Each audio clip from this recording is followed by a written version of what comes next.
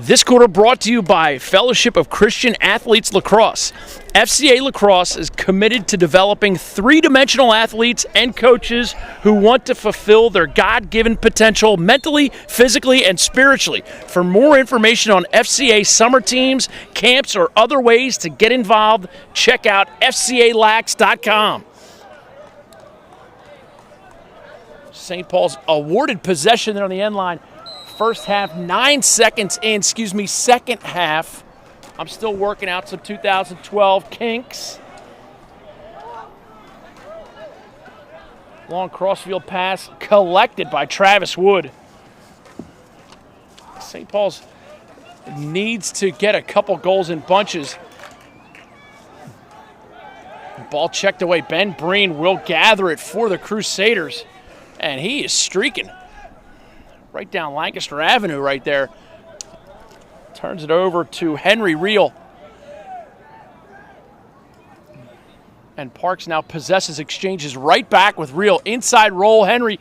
Shot, goal. Great play, Henry Reel. That goal's going to count 10-3.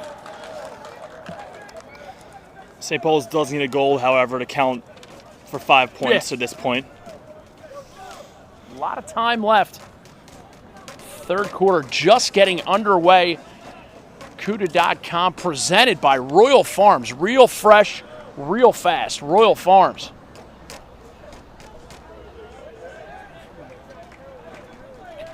FCA Lacrosse bringing to this third quarter. We see that St. Paul's team, players like Spencer Parks, Travis Wood, Michael Mayer, Gavin Llewellyn, all developed and honed their schools, becoming three-dimensional athletes as part of the FCA program. And there's one right there, Michael Mayer with the takeaway. A little strip delicious out at the midfield line.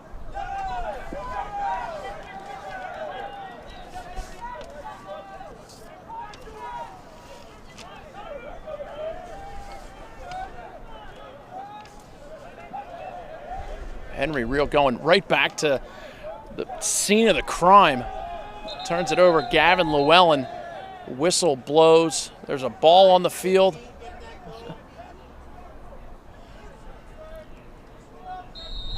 Check out all the lacrosse news you need at PhillyLacrosse.com or BaltimoreLacrosseNews.com.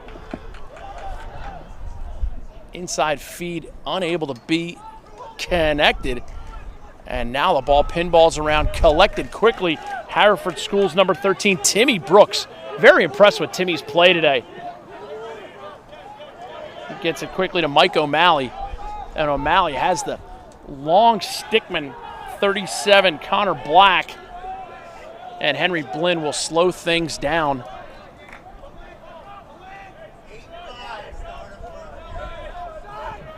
Will McNamara carries it left side.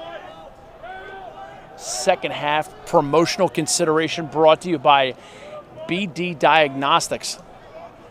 It's never too early to make sure that you are checking www.bd.com for STD testing devices, bd.com. Haverford on offense. Slick Sammy Rourke gains that right side. Forces a defender to miss. And now looks all the way across the field to Will McNamara. McNamara splits out, comes out lefty, gets it up the Roar. Those are two guys that have little trouble getting in between two players. Shot deflects pinballs and in. Sammy Roar will take credit for it, but it hit a couple bodies on the way in. And one of the things I like what I'm seeing is that St. Paul's defenders and D middies going over to the young goaltender Will Rigo and giving him a little pat on the head and letting him know that that's just one of those you can't worry too much about. Squeaker bounces in, bounces around, and just like that, 11-3 Haverford. Almost like a hockey goal right there, bouncing off a few guys. We'll redirect. Haverford School, the host of the Haverford St. Paul's game today on CUDA.com, brought to you by Royal Farms. Will Gorel, quick work on the faceoff. Very impressed with him today. Taking over for Joe McCallion quite nicely. Yeah, and this is a year that he's really going to establish himself as one of the top face-off men in the country, and he's done that so far today. St. Paul's using a few different guys, a la Boys Latin did last year. McNamara squared up all the way up top, defended by Mike Mayer. The lanky Mike Mayer. Inside feed. And Mike O'Malley doesn't like what he sees, pulls out, select zone 5, save your aircraft, live to fight another day. Possession Haverford. The speed of these Haverford midfielders is just off the charts. Really making a difference here so far. Henry Blinn driving right-handed, gets it up to McNamara. And you see St. Paul's trying to cut the field in half, defending, forcing to the left. Sammy Rohr comes up with it, gets it behind to Gavin McBride. And now Haverford just playing some catch, 7:45 to go, third quarter. Third quarter brought to you by FCA Lacrosse. Nice inside save by Will Rigo, St. Paul's goaltender. And I believe with that he's cracked double-digit saves. He's getting peppered so far today, but not too much better than still getting those double digits. A.J. Fradkin with the clear. St. Paul's gets it quickly down to Travis Chu. Excuse me, Walker Sawyers. Let's talk about some halftime statistics. Ty Sanders from Inside Lacrosse. In the face-offs, Haverford has the advantage 9-4. Ground balls 11-8. In the shots department, they outshot the Crusaders a whopping 22-9. And then saves, Rigo had 8 saves, Haverford 1. And that's Tyler Miller with 1 save.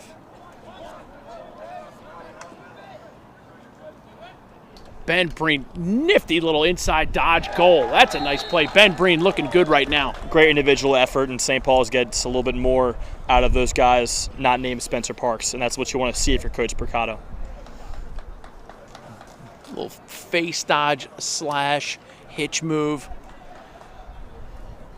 No sky whammies? No sky whammy. No. Hitch delicious.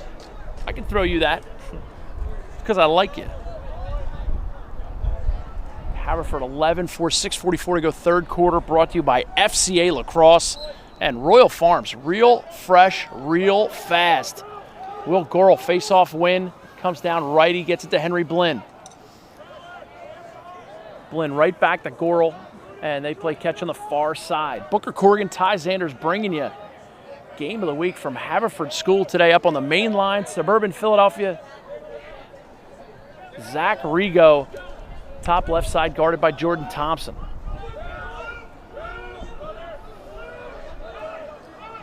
And Haverford with a little edge there on the midfield line. Shot kicked aside by Rigo. And Henry Blinn logs on to www.istingcorners.com. Henry Blinn and Gavin McBride fighting tooth and nail right now for who's going to get that Under Armour All-American Underclassmen Player of the Game. If you haven't been to UnderArmourLacrosse.com to register for that event, you have to get there and make sure you're a part of it. It is attended by college coaches all over the country. It is the premier event of its kind, the Under Armour All-American Underclassmen event. It is excellence in underclassmen summer lacrosse tryouts all over the country. Mike Mayer with the face-off right there. Haverford School's Mike O'Malley wins the face-off, but interesting to see Mike Mayer going and taking that one. And a long stick sort of adds a different flavor right there. If it hasn't worked out for St. Paul's, then why not go to the long stick? He's also good in transition. He has good stick work, so makes sense to me. Wouldn't be surprised to see Ben Breen back at the face-off X at some point. He's one of those kids who can face off, and it might be worth it because they have definitely not gotten the better of Will Gorel today up here at Haverford. He's doing a really good job sort of running the first line midfield, doing a good job on the defensive end as well. It's weird sort of seeing him on the wings in the face-offs. I'm not used to that. He's been taking face-offs at St. Paul's for, I guess, 2 years. Freshman Brendan Jacob driving the cage ball, pinballs to the turf. And Mike Mayer giving it to referee Carmen John Domenico. And Ben Breen with the clear for the Crusaders. But again, that Haverford defense loves to press out all over the field. Here's Gavin Llewellyn. Llewellyn has the defender, Brendan Jacobs, on his hip. to see if he doesn't try to capitalize on this short stick matchup. We've seen that first step before. Parks gives him the pick. The defender doesn't want to slide off of Parks right now because then Parks will have the short stick. Zzz. Oh, and Gavin Llewellyn hits the hyperspace button, comes out right-handed. Open man on the backside, they're unable to connect, and that's been a little piece of what St. Paul's has gone through today. And that's something that as the season goes forward, they're going to connect on. Please feel free to rewind that dodge because the defender never touched him. We talked about Gavin Llewellyn, and I don't want to ooh and ah too much, but I am impressed with his first step. You just got to connect on those a little bit more. St. Paul's, I talked to Coach Percott the other night, and the word he used about half a dozen times was green. This team is very young. Like I mentioned, 1 freshman, 9 sophomores. And they're really learning how to play every day and practice every day, and that's going to be one of the things that's most important for this young Crusader squad. Jordan Thompson's swim move on the far side. There's that Haverford defense pressing all out, but Thompson slicing and dicing. Nice individual effort right there. And St. Paul's again unable to connect on the backside pass. Third quarter brought to you by FCA Lacrosse, Fellowship of Christian Athletes Lacrosse. FCA Lacrosse is committed to developing three-dimensional athletes and coaches who want to fulfill their God-given potential mentally, physically, and spiritually. For more information on FCA summer teams, camps, or other ways to get involved, check out FCALacrosse.com.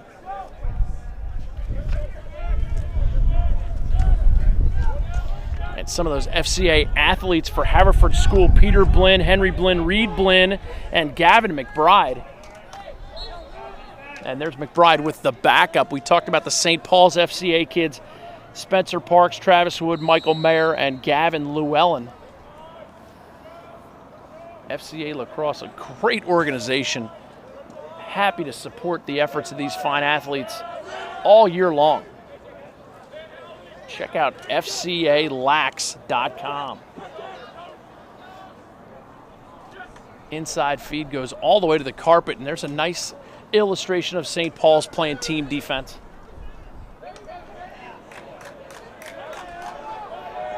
Ball checked away, Haverford riding hard. Can't say enough about that Haverford ride. It's really turned into several goals for the Fords so far.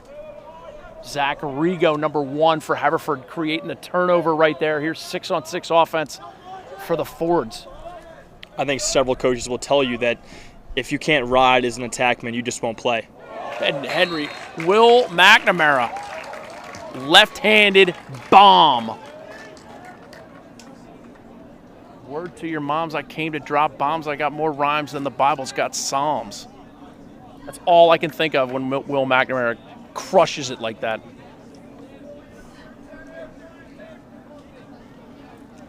You're leaving me speechless, Booker. I just can't counter that very well. That is so legit. He could do that a lot. I'm not going to say he can do that at will, but I can tell you he can do that a lot. Run hard lefty and sting it. Great face-off play. St. Paul's still coming hard. 13-4 the score. Breen comes up with a loose ball. Haverford comfortably ahead, but St. Paul's still hard.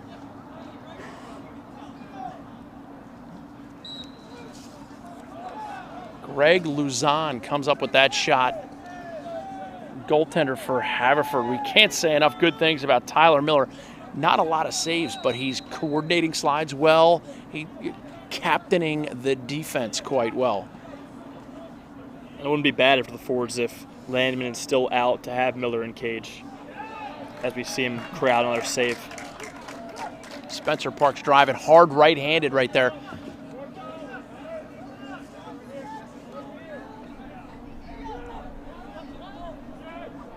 Freshman midfielder Phil Poquet in for Haverford right now. Ball dislodged, and Poquet comes up with it. Ball still on the ground. And Gavin McBride with the loose ball. McBride, a Princeton commit. He's done everything so far today.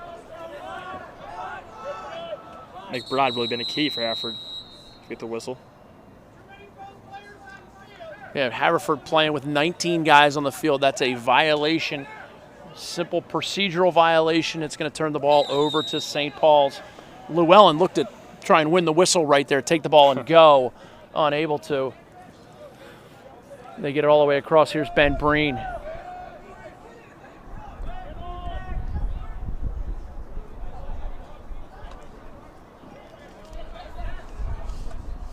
And again, inside feed goes awry. B.J. Mathias is trying to force that ball in. Tough catch for anybody. I think St. Paul's wishes they had a man named Jay Carlson out there who really finished everything last year and 2 years prior. Not going to happen. Jay Carlson presently filling it up for the Maryland Terrapins. Indeed he is. And got to mention freshman Goran Murray from Haverford School, who's doing an amazing job defensively for the Maryland Terrapins right now also. We don't want to turn it into a college broadcast, but these are programs that produce tremendous college lacrosse players. Look down any D1 roster, you'll see Haverford and St. Paul's littering those rosters, becoming key players there. McBride gets it up to Riley Hupfeld. Hupp with the blistering shot. Ball pinballs corralled. End of quarter, third quarter, brought to you by Fellowship of Christian Athletes Lacrosse. FCA Lacrosse is committed to developing three-dimensional athletes for coaches and athletes who want to fulfill their God-given potential mentally, physically, and spiritually. For more information on FCA teams, camps, and other ways to get involved, check out FCALax.com.